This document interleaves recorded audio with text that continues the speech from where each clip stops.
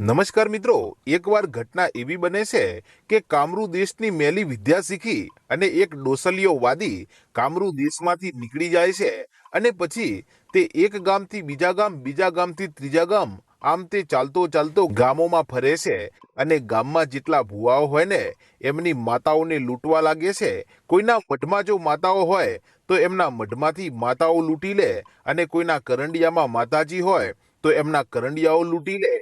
આમ તે માતાઓને લૂંટતો લૂંટતો તે હવે આગળ જઈ રહ્યો છે અને કોઈ ભુવા ધૂણતા હોય તો ત્યાં પાસે જઈ અને ખાલી એક આંગળી અડાડે તો ભુવાના શરીરમાં ધૂણતી માતા બંધ થઈ જાય અને પાટમાં દાણા નાખે તો આખો પાટ બાંધી નાખે। આવો આ કામરૂ દેશની મેલી વિદ્યા શીખીને નીકળેલો આ ડોસલીઓ દરેક ભુવાઓને અને ભક્તોને હેરાન કરતો કરતો આજે ઝાલાવાડમાં આવે છે અને ઝાલાવાડમાં આવી અને તે ઝાલાવાડના ભુવા ભક્તો અને દેવીઓને લૂંટવા લાગ્યો। અને ત્યારે આજે આ ઝાલાવાડના સાયલા ગામમાં એક પેથિયો અને પૂંદડી પોતાનું બળદગાડું લઈ અને ત્યાં એ ગામના સીમાડે રોકાણા છે અને તેઓ દુબળું પાતળું બળદગાડું છે ને બળદગાડાના નીચે એમને માતા મેલડીનો કરંડિયો છે ને કરંડિયામાં માતા મેલડીનું નાનકડું ફળું છે। તેથી તેઓ રાતવાસો ત્યાં રોકાણા છે ને એવા સમયે તેમની પાસે એ ગામનો એક વડીલ આવે છે ને આવીને કહેવા લાગ્યો કે કોણ છો આપા અને અહીંયા અમારા ગામના સીમાડે શું કરો છો? કે અહીંયા અમે રાતવાસો રોકાણા છીએ કેમ કે અમારે જાવું છે દૂર, પરંતુ અહીંયા રાત પડી જાય એમ છે ને એટલે અહીંયા જ રાત રોકાવું છે। અને ત્યારે એ વડીલ એટલું કહે છે કે તમારું નામ શું છે? કે મારું નામ પેથિયો છે। કે પેથિયા, તારું જે બળદગાડું રહ્યું ને એ બળદગાડાના નીચે શું લટકાવેલું છે? કે એમાં કાંઈ નથી, એ તો મારા બાપ દાદાની દેવી માતા મેલડીનો કરંડિયો છે ને એમાં એનું નાનકડું 4.25 ઇંચનું ફળું છે। અને ત્યારે આટલા શબ્દો સાંભળ્યા ને ત્યારે પેલો વડીલ કહેવા લાગ્યો કે તો પેથિયા, તું અને તારી પત્ની બંને જણા અહીંયાથી ભાગવા લાગો, નહીતર તમે ક્યાંય નહીં રહો, તમારી દેવી લૂંટાઈ જશે।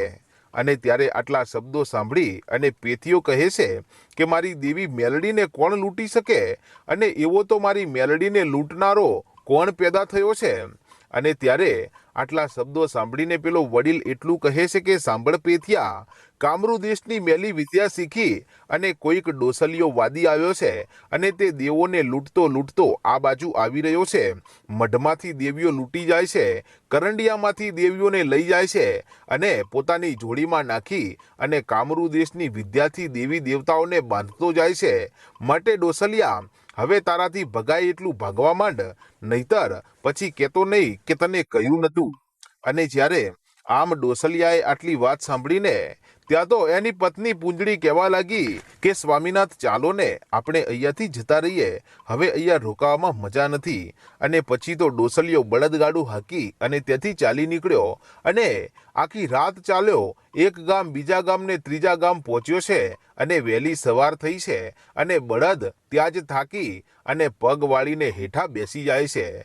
પછી તો તેણે ઘણી કોશિશ કરી પણ ભૂખ અને તરસના કારણે થાકેલા બળદ ત્યાં જ ઢીંચણ વાળી બેઠા। ત્યારે પેથિયો કહે છે કે હે પૂંજડી, હવે નથી લાગતું કે બળદ અહીંયાથી ડગલુએ આગળ હાલે અને ડોસલીઓ જો અહીંયા આવશે ને તો મારી મેલડીને લઈ જશે।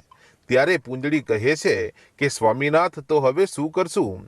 કે હવે જે થવું હોય તે થાય, આ મૂંગા ઢોર ઉપર અત્યાચાર તો ન કરાય, પણ મારી મેલડીને કદાચ ડોસલીઓ આવીને લઈ જાય ને એ પહેલાં એકવાર મારી મેલડીને જમાડી લઉં, નહીતર ભૂખીને ભૂખી મારી દેવને તે લઈ જશે ને એ મને પોસાશે નહીં। માટે એક કામ કર, તું સૂકા લાકડા વીણી લાવ, હું ત્યાં સુધી 3 પથ્થર મૂકી અને એના ઉપર જે નીચે બળદગાડાના નીચે લટકાવેલી તવી છે ને એ તવી મૂકી અને એમાં મારી મેલડીનો તાવો કરું અને એમાં મેલડીને જમાડી લઉં, પછી ભલે ને ડોસલીઓમાં મેલડીને લઈ જતો, એને ભૂખી તો હું નહીં જવા દઉં। અને આમ આટલો વિચાર કરી અને પછી પેથિયો કે જે 3 પથ્થર માંડે છે અને એના ઉપર તે માટીની તવી મૂકે છે ને એમાં તેલ રેડી અને પછી તે લોટ બાંધી અને પછી તે જેવો પૂરીઓ તળવાની શરૂઆત કરે છે ત્યાં તો મારી મેલડીએ વિચાર કર્યો કે આ પેથિયો કેટલામાં છે અને શું સાચે જ તે મને જમાડવા માગે છે કે પછી તે આવો દેખાવ કરે છે?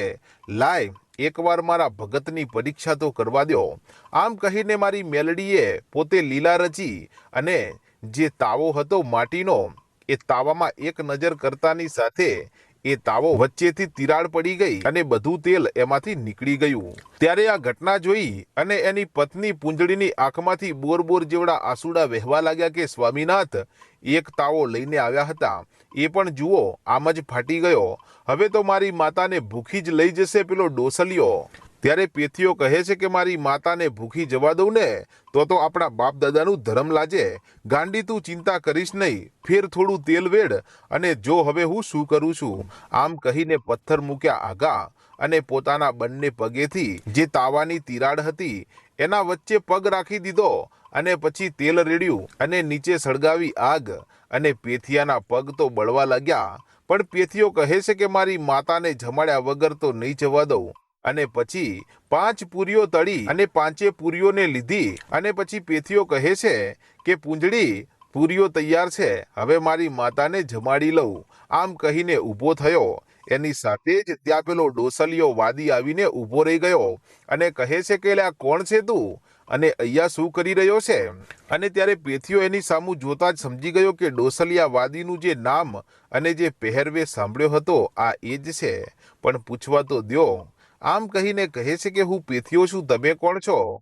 કે હું કામરૂ દેશનો ડોસલિયો વાદી છું અને બોલ અહીંયા કયા દેવીને તું ભોગ ધરાવી રહ્યો છે? કે બાપા હું મારી મેલડીને જમાડી રહ્યો છું, કે મને તારી મેલડી દેખાડ, મારે તારી મેલડી જોવી છે। કે બાપુ મેલડી જોવી હોય ને તો અહીંયા ઉભા રહો, એકવાર ખાલી મને મેલડીને આ પૂરીઓ જમાડી લેવા દો અને પછી મારી મેલડી દેખાડું। કે ભલે ત્યારે। અને પછી તો ત્યાં માટીના ધૂપેલિયામાં ત્યાં અંગારા લીધા ને એમાં જમણા હાથેથી એક પૂરીને મસળીને એમાં ધૂપ કર્યું। ધૂપ કરતાની સાથે ડોસલિયો બોલ્યો કે અલ્યા પેથિયા, તારી મેલડીને દેખાડ, નહીતર તને અને તારી પત્નીને મારી નાખીશ। અને ત્યાં તો બોર બોર જેવડા આંસુડે પેથીઓ રડવા લાગ્યો કે હે માં, મને તો આજ દિવસ સુધી એમ હતું કે મારી મેલડી જે છે ને એ મારું જ્વાળામુખી દેવ છે અને કદાચ કાળા માથાનો માનવી કદાચ જો મને ધોલનો ઘા કરી જાય ને તો કદાચ મારા પરિવારથી તો જોયું જાય, પણ મારી સાથે મારા બળદગાડામાં જે કરંડિયામાં મેલડી બેઠી છે ને એ ક્યારેય સહન નહીં કરે।